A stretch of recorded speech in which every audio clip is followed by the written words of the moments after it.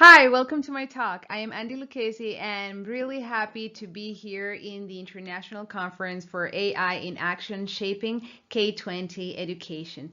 Today for you, my presentation would be about prompt engineering best practices. In this presentation, I would try to help you understand from basic concepts about prompt engineering to a much more deepened uses and practices so you can understand how to communicate with these large language models such as ChatGPT, Claude, Gemini, or Llama, just to mention a few. But before we start, I would like to briefly introduce myself. I have been an educator for over 15 years, specifically for the ESL industry, English as a second language.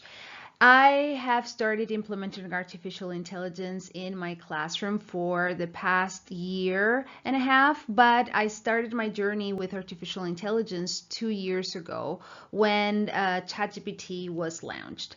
I started my first master's in artificial intelligence for creators that don't have a tech background. And recently I am doing my second micromasters that is specifically in automation. Recently I have created tons of GPTs that you can find in ChatGPT store, specifically Kiro, Kiro, Kiro. That is the latest ones that I have created, which enhances critical thinking and problem-solving skills in our students. And also I provide teacher trainings when it comes to artificial intelligence and how you can integrate it in the classroom. So let's get this started. From now on, you would be listening to my voice on most of the slides of this presentation because I would like to reduce the distractions to the minimum. So have you noticed that nowadays the real skills are not only learning how to focus on the technical side of artificial intelligence, but also developing the key skill of asking the right questions? By following this structure that I propose here, it will help you understand how to organize your thoughts for large language model interaction. This approach ensures that your prompts are clear, targeted, and aligned with your objectives, leading to more productive interactions with large language models like Claude, ChatGPT, or Gemini, just to mention a few on the market. For instance, we're going to develop each one of these points a lot more through the presentation, but by clarifying your objective, meaning that when you approach the large language model with the purpose, it will give you better answers. By breaking down the topic, hence the chat, for example, on ChatGPT, it's because these large language models have been designed to be conversational in our natural language. Consider prompt type. Yes, there are specific types of prompts that as a framework will allow us have better results. This is particularly one to-go form or structure that I love to use when I am asking large language models for some specific questions that help me develop different angles. And finally, refining and prioritizing, meaning our most important part, which is editing. So let's continue. When we talk about prompts, we're talking about the input or the set of instructions that we're introducing in the large language model in order for it to provide us an answer. But here's the thing. Crafting effective prompts is crucial when we're interacting with large language models, basically because they significantly influence the quality and relevance of the generated output. Therefore, here are 4 key explanations that will make your life a lot easier. By enhancing the output, basically you are structuring the prompt a lot better in a clear way without any ambiguity. For example, imagine that you are a high school history teacher and you are using ChatGPT in order to generate a summary for World War I. An ineffective prompt would be, tell me more about World War I. That is totally ineffective. Whereas when you have an effective prompt, it will look or sound more like you are a high school tools seasoned educator. Summarize the main causes of World War I, focusing on the alliance system, militarism, and nationalism, for instance. By doing this, the effective prompt specifies the key factors leading to a focused and informative summary.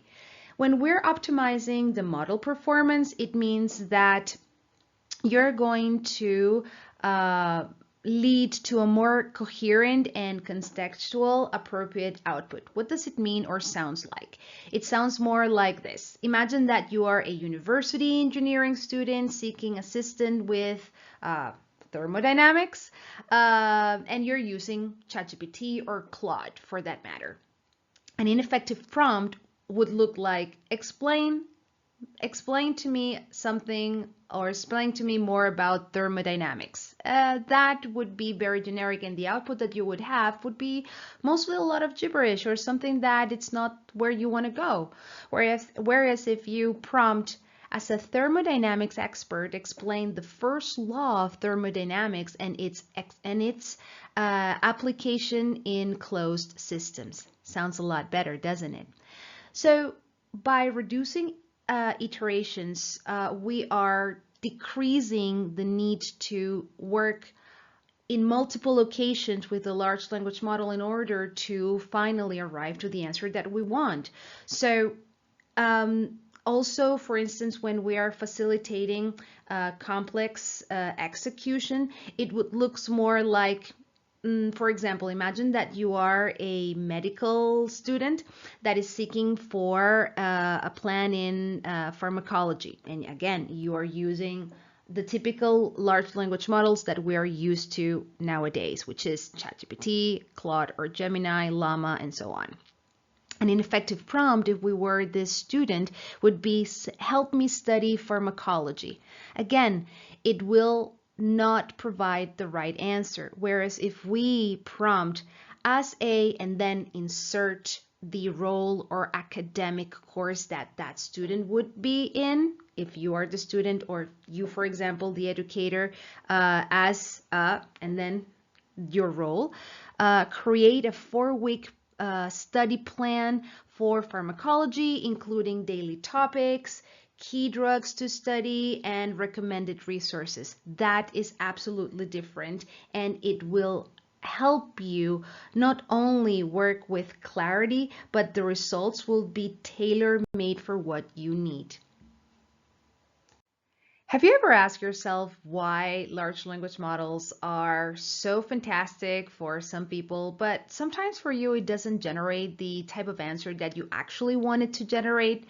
Well, I'm so sorry to tell you this, but yes, it is your fault, and it's not the AI's fault. In this particular case, it's because we have to rethink the way that not only we talk to the large language model, but the way we introduce the instructions.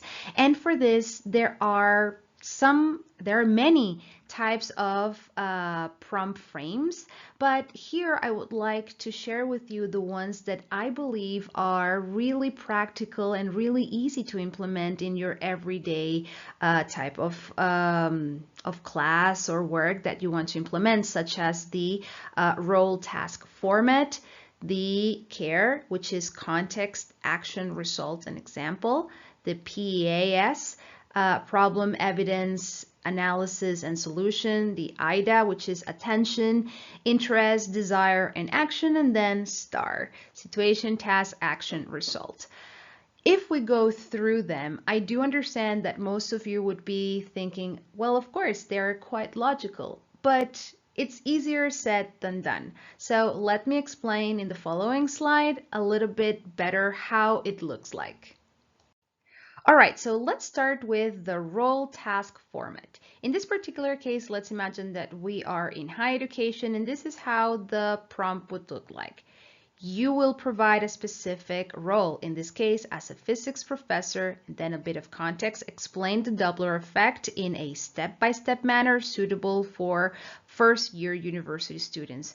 By adding this context over here, the topic, the step-by-step, and the year, for example, of the students, you are focusing on vocabulary and difficulty. And finally, here with the format, you are you're asking the large language model to deliver it in a way that is going to be easier for you to digest as well as for your students.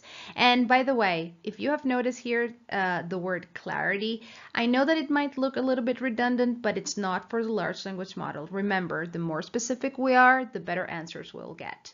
Let's move on to care. In this case, let's imagine that we are in the ESL industry, English as a second language. So here's how our prompt would look like. An ESL student is preparing for a job interview. Create a sample dialogue for a common interview question. The student gains confidence in speaking. And then we provide a very specific example. Here is the key. By providing an example, template, or maybe by even introducing previous text, a model, we are showing the large language model exactly how we want it to give us the answer. The PS framework is often used when we want to solve problems. So imagine that you're a K-12 educator and this is your prompt.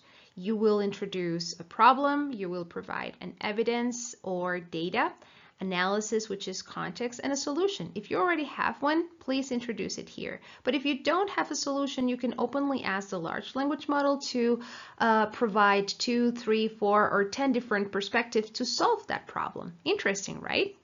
Let's move on to IDA. IDA, it's commonly used in marketing, and this framework aims to grab attention, build interest, and create desire. So basically, when we are in the attention part, it's where we're going to introduce a strong headline or an intriguing question to create this to call the person's attention. Then when it comes to the interest section, we are going to develop content that maintains the audience interested and maybe highlighting key benefits or maybe a unique feature. When we're talking about the desire, we're going to create basically the focus of what is it that we want, and then our famous call to action. And finally, the STAR framework. The STAR framework can significantly enhance your AI prompting skills by providing a structured approach to crafting prompts. In this particular case, here is how your prompt should look like. It should have a situation, a task, an action, or also called appearance, and then result, or also called refine. When we're talking about a situation, in this particular case, is because it clearly defines the context or background for the prompt. For the task, we're going to be very specific about what needs to be accomplished. For the action or appearance is where we're going to determine the style or the tone of the response. And then with the result or refine is where we're going to include any specific requirements that are going to be relevant for the large language model to provide its answer. And that's basically it. These are the 5 prompt frameworks that I usually use. Let's take a step further when we talk about advanced prompting techniques, specifically about chain of thought, zero-shot and few-shot learning, and negative prompting. When we're talking about these techniques, these are more about the methodology behind the prompts. They go beyond just structuring a prompt. They focus on how to guide the language models through their thinking process, how much information to provide, and how to handle undesirable outputs. So in short, when we're talking about frameworks, which is what we saw in the previous slide, they are like templates to structure your prompts, while the advanced techniques are the strategies to enhance the effectiveness of those prompts. They complement each other, but focus on different aspects of prompt engineering. And here are some very specific examples. For chain of thought, it looks pretty much when we humans are doing our problem-solving process, or when we are following a sequence of reasoning steps. When we're talking, for example, about zero-shot and few-shot learning, usually it's by providing minimal or very little information in order for it to make educated guess about what is it that we desire, in order to start building an answer, or to provide answers from previous training that it have had in the past. Negative prompting is as important as learning how to ask the right questions, because in this part is where we're going to ask the large language model what we don't want. For example, you're going to be quite emphatic in the tone that you don't want it to have. You're going to be specific about the length. You're going to be specific about repetitions and so on. Let's talk about common mistakes and myths in prompting. The first typical mistake that we usually make is overloading our prompts, and as we learned in the previous slides, we understand that it's more about the quality rather than the quantity. So I would focus more on keywords, organization, and purpose.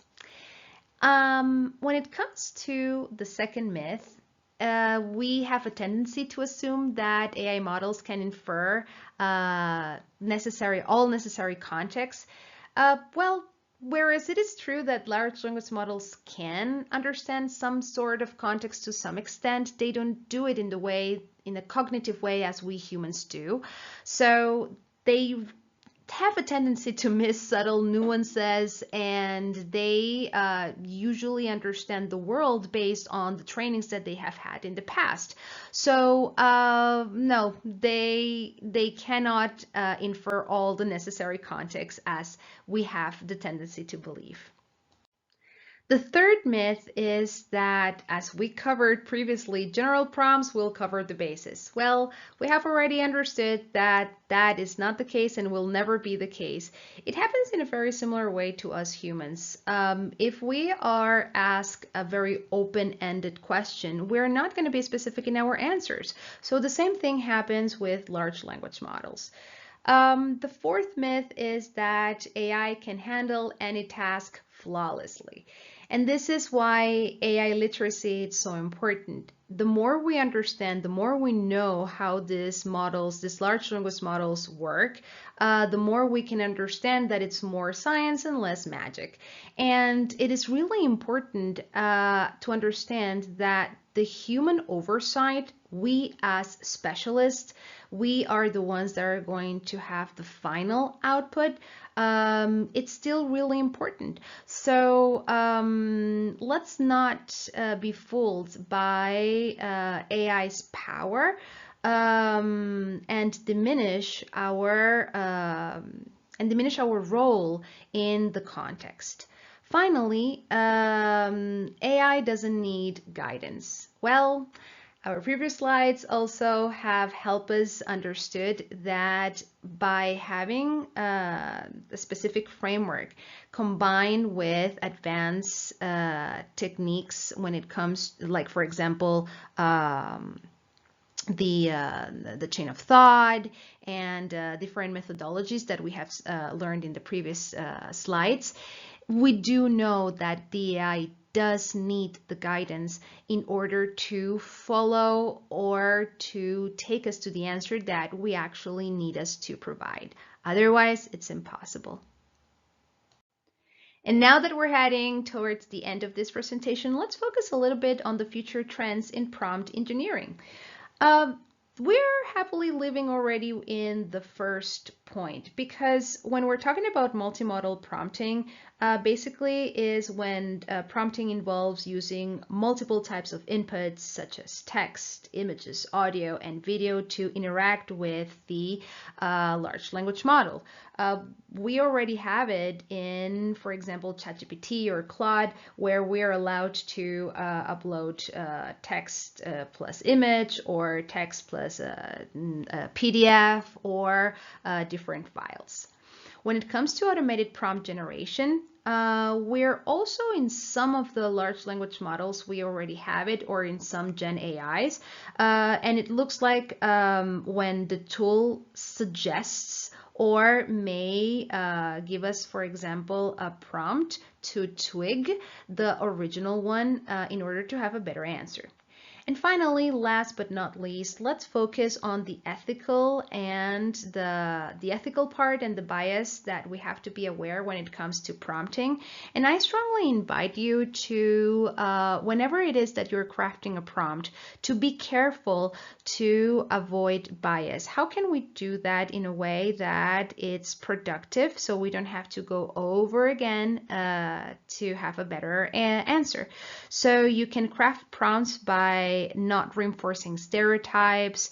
You can also promote inclusivity in the same prompt by ensuring to acknowledge and respectful and to respect the culture that, for example, you will be working with or about. By also encouraging ethical considerations like incorporating questions in the prompts to foster critical thinking and responsible use. And because I will be sharing my presentation with you later on, here are 3 interesting articles for you to keep on reading to expand a little bit more the ethical aspects of prompt engineering. And here are my final recommendations. Try to understand the models that you're working with and to compare it with different models, large language models in the market. Practice and iterate. The more you practice something, the better you will become at it. Making mistakes while we are in this process of the artificial intelligence race is one of the most important things that we can do in order to keep on discovering and keep on learning and sharing the knowledge. And finally, engaging with the community. This, what we're doing here right now, sharing, learning from each other, for me, it's one of the most important aspects of what this artificial intelligence race has brought for us. Participating in forums and discussions can really offer a lot, and through the interaction is where we really get to learn the most. And by adhering to these best practices and continuously refining your approach, you can effectively harness the power of AI through proficient prompt engineering. I would like to share with you my LinkedIn and my Instagram. There you can find me. Thank you so much for your time. It was lovely sharing this with you.